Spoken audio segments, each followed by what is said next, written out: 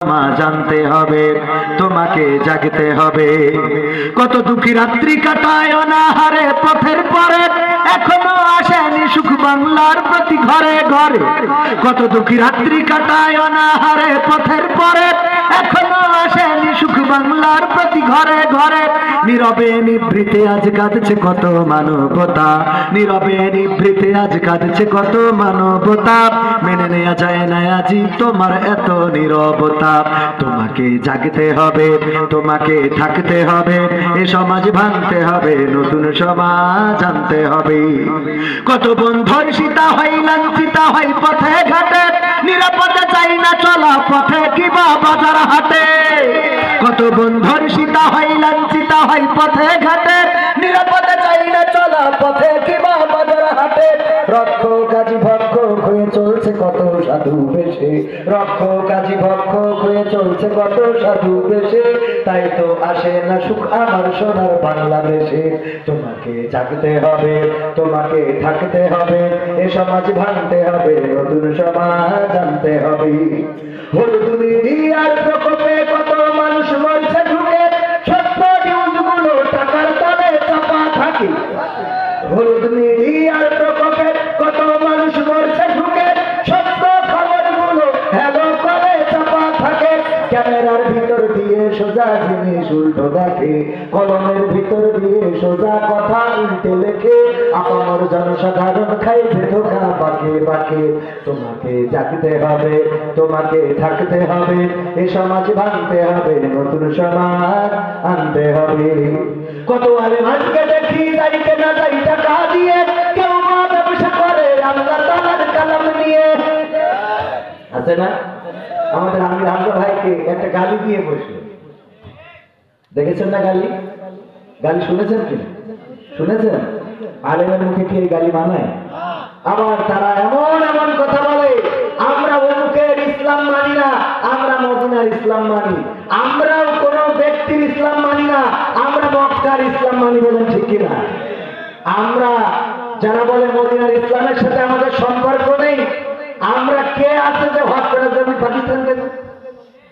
পাকিস্তানে তো মসজিদ করবো কেউ যায় গেছে কেউ? তো এই যারা এই অপবাদ গুলো দেন, আল্লাহর কাছে দায়ী থেকে যাবেন। আল্লাহর কাছে দায়ী থাকবেন কেন? গীবত সেটা হলো যা তার মধ্যে আছে সেটা পিছনে বলা, আর বুহতান এটা আরো অনেক বড়, যেটা গীবতের চেয়ে ভয়ঙ্কর। আল্লাহর নবী বললেন, তোমরা কি তোমাদের ভাইয়ের মা গোশত খেতে চাও? মরা ভাইয়ের গোশত বললো না, বললো তাই যদি খেতে চাও তাহলে গীবত করো। কেউ গীবত করলে বলতেছে তুমি কি তোমার ভাইয়ের গোশত খাচ্ছ? এর থেকে বড় অপরাধ যে আপনি তার মধ্যে যা নেই তাই বলতেছেন। আমাদের মধ্যে যা নেই এই কথাগুলো যারা বলেন, আল্লাহর কাছে দায়ী থাকবে। কার কাছে? আলেমরা যখন এক প্ল্যাটফর্মে এসেছে, ঢাকায় মহাসমাবেশ হবে, সেখানে জামাতের আমিরের নাম আর চরমনের পীর সাহেবের নাম একই সাথে পাশাপাশি রয়েছে না? দেখেছেন না?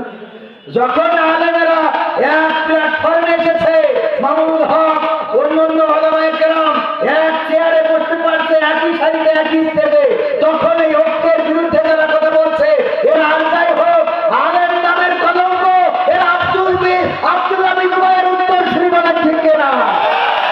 কারণ এরা ঐক্য চাই না, এরা আলেমদের এই ভ্রাতৃত্ব চাই না।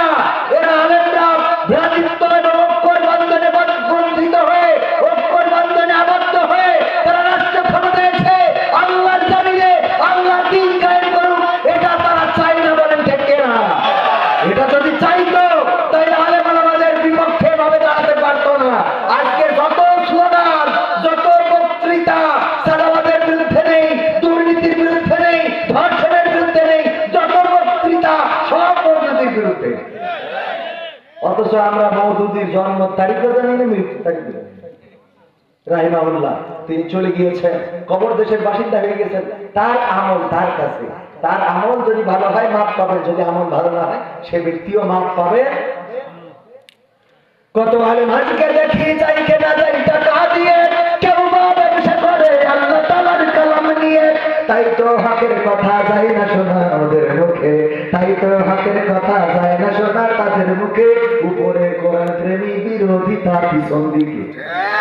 তোমাকে জাগতে হবে, তোমাকে থাকতে হবে, এই সমাজ ভাঙতে হবে, নতুন সমাজ আনতে হবে।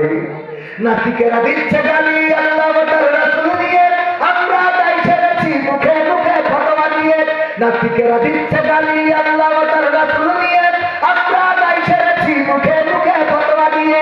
তারা নাকি কথা বলে বাক স্বাধীনতার বলে, ওরা নাকি কথা বলে বাক স্বাধীনতার বলে।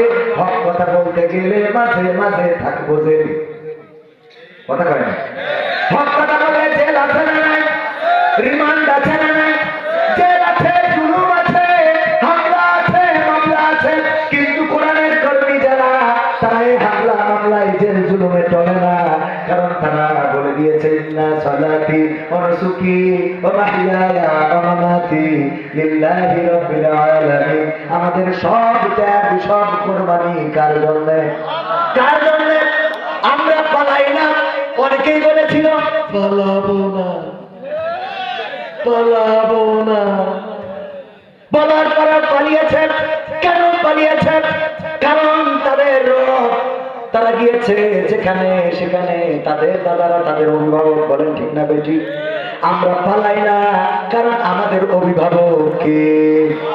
আল্লাহ জেলখানায় আছে না নাই, মসজিদে আছে না নাই, ফাঁকা মাঠে আছে না নাই? অন্ধকারে আল্লাহ থাকে না থাকে না? দিনের আলোতে যদি আমরা আল্লাহকে ডাকি আল্লাহ শোনেন। যেমন ইউনূস আলাইহিস সালাম ডাক দিলেন মাছের পেট থেকে, ওই অন্ধকার রাতে, গভীর রাতে, পানির গভীর থেকে, মাছের পেটের ভিতর থেকে বললেন লা ইলাহা ইল্লা আনতা সুবহানাকা ইন্নী কুনতু মিনাজ জালিমিন। ওগো রব, তোমার মতো বড় পবিত্র আর কেউ নাই, আমি তো আমার উপরে জুলুম করে ফেলেছি। ওগো রব, তুমি আমাকে ক্ষমা করো, আমার উপরে দয়া করো।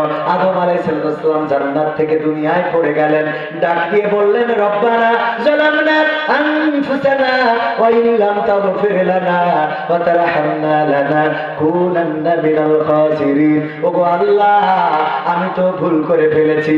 ওগো রব, আমি অন্যায় করে ফেলেছি, আমি আমার উপরে জুলুম করে ফেলেছি। তুমি দয়া করো, ক্ষমা করো এবং দয়া করো, রহম করো, তা না হলে তো আমি ক্ষতিগ্রস্তদের মধ্যে পড়ে যাব। আমার আল্লাহ, এই প্রান্ত থেকে যদি কেউ ডাক দেয়, আর সে আজিম থেকে আমার রব সাড়া দেয়। সুবহানাল্লাহ বলবেন না? আমার রব সাড়া দেন। এই জন্য আমাদের নেতা কর্মীরা যখন জেলে যায় তখনও হাসে, আবার যখন মুক্তি পায় তখনও হাসে। কারণ জানে আমরা জেলে গেলেও আল্লাহ আছে, রিমান্ডে গেলেও আল্লাহ আছে, ফাঁসির কাছে ঝুললেও আল্লাহ আছে, কবরে গেলেও আল্লাহ আছে না নাই? কিন্তু যারা আল্লাহকে মানে না, ওরা চিন্তা করেন বাংলাদেশের বাইরে দাদা না থাকলে আমাদের বাঁচানোর মতো আর কেউ নাই। ঠিক আছে? এই জন্য মুমিনরা সাহায্য